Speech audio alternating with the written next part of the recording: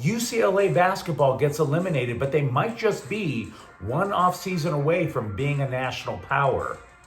LeBron James returns just in time to get humiliated by Chicago, and USC football will open spring practice, hoping that size does matter. Ladies, good morning. I'm James. This is your daily dose of sports and snark for the greatest sports city in the world, Los Angeles. This is the Faithful Angelenos Morning Report. It's March 23rd, 2025. Welcome back to the Sanctum Sanctorum of LA sports. It's also Sunday, the Lord's Day. And if you believe in Him as I do, take a moment, thank Him for the blessings in your life, like LA sports. And if you like being in the know about LA, clickety-clack the like button. Clickety-clack the subscribe button.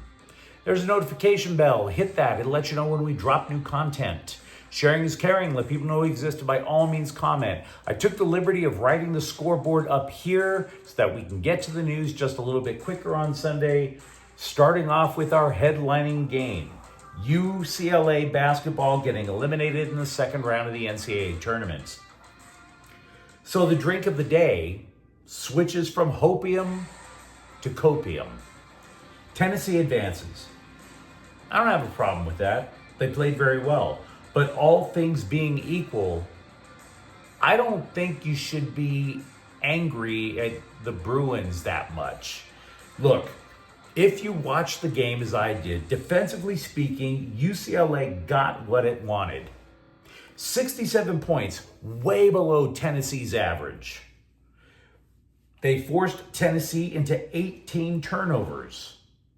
Only 3 volunteers reached double figures, and Chaz Lanier had to fight like hell for his 20 points. But the reason that UCLA lost looked really simple to me. This was the fewest points that the Bruins had scored in a loss all season.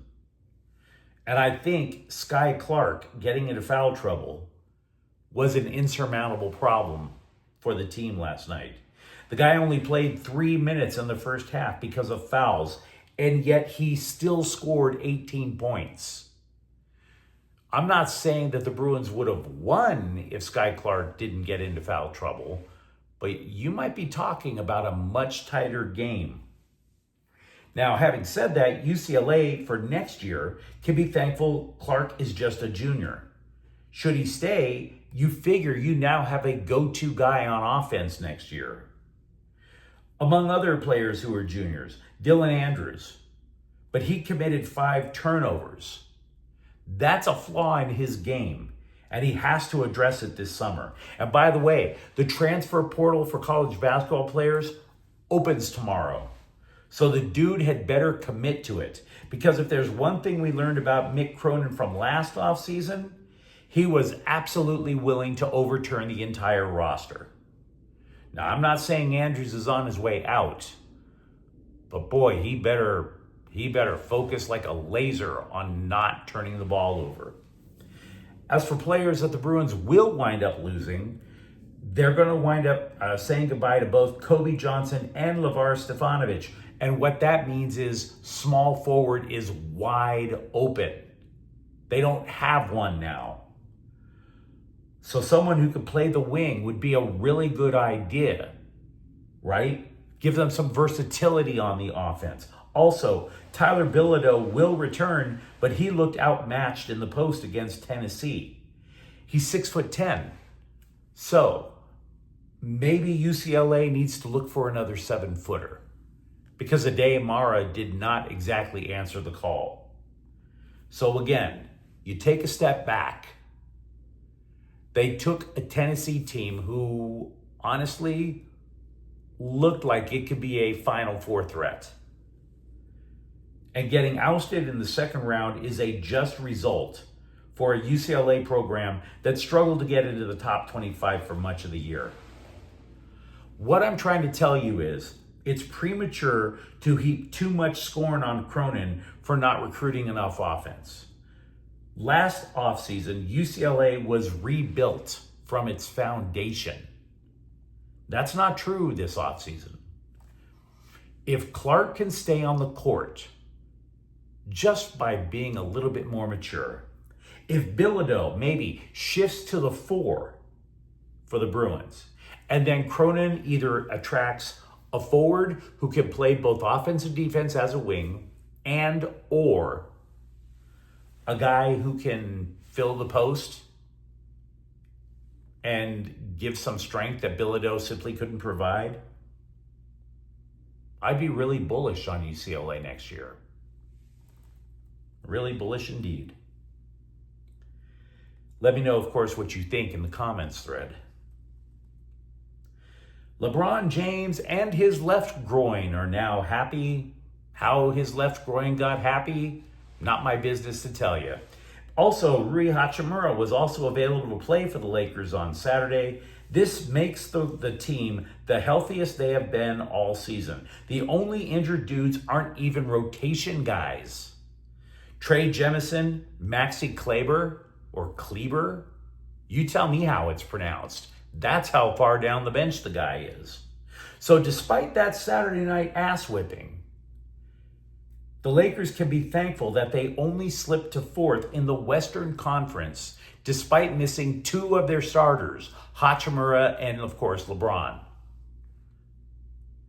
And by the way, speaking of the Lakers, I want to congratulate Dwight Howard on finally embracing reality. So it's just a very brief little golf clap for D12. If you've ever watched TMZ, the people that they hire, they like to hang out with a camera at LAX and, they just check out if they can find a random C or D-list celebrity just to throw out a random gotcha question.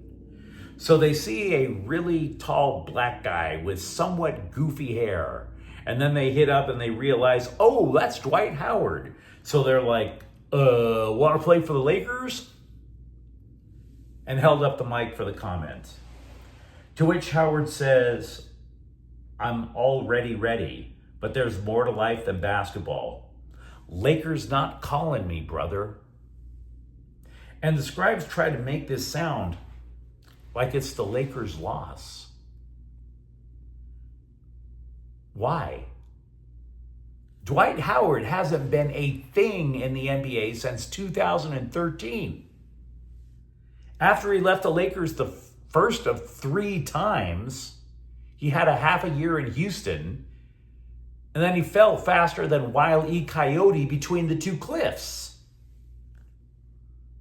I mean, yeah, Dwight Howard got his ring with the Lakers in 2020 as a reserve. The guy hasn't played in the NBA since 2022, when he averaged 6.2 points per game.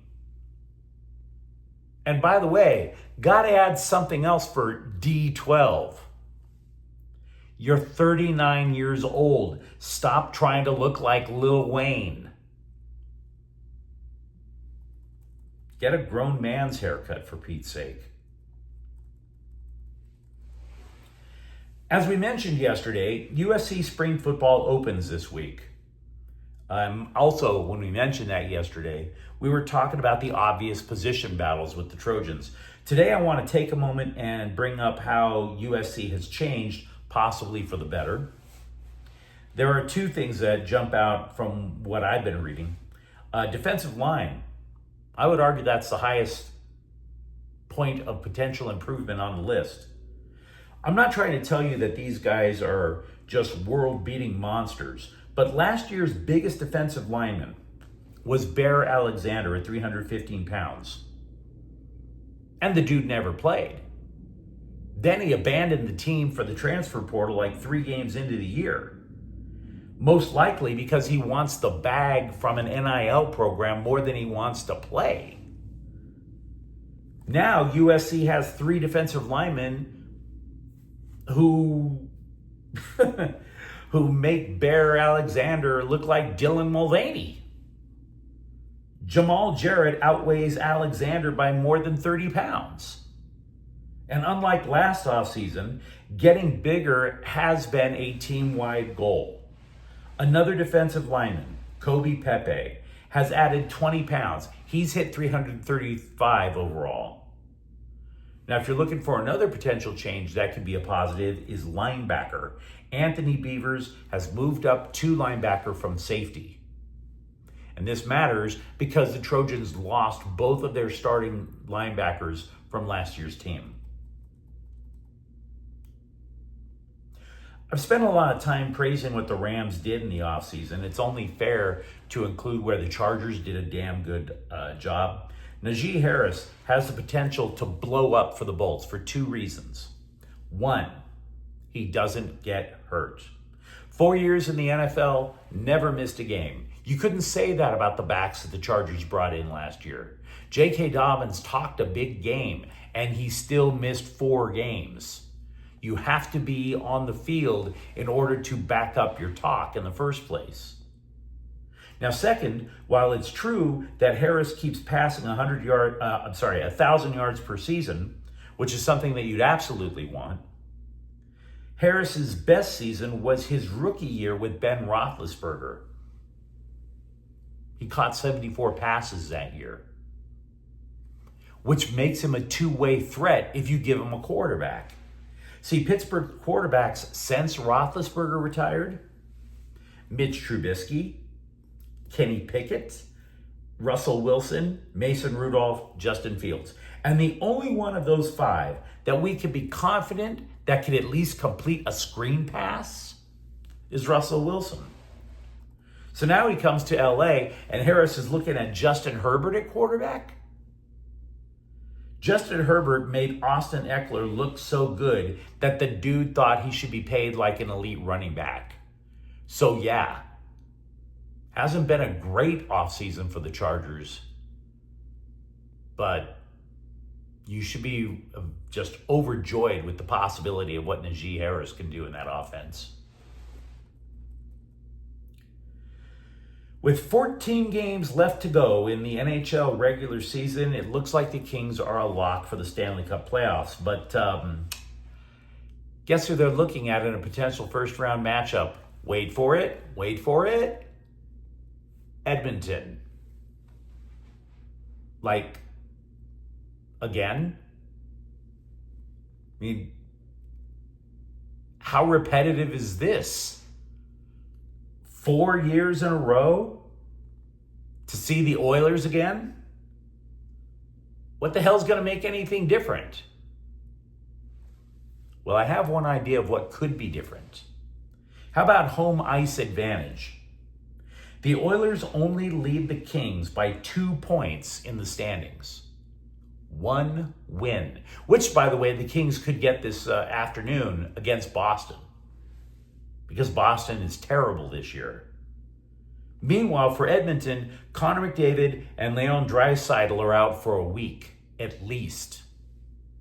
So if the Kings want to make a move, possibly flip the script in the first round, now's the time to do it.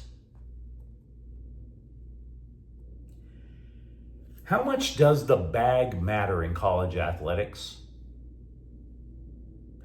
Consider this in terms of the bag in college basketball. Had Bryce Pope not transferred to play for USC, he could have been in the NCAA tournament. Moreover, he could have made a difference with his old school. UC San Diego lost to Michigan in the first round, but it was just 68-65.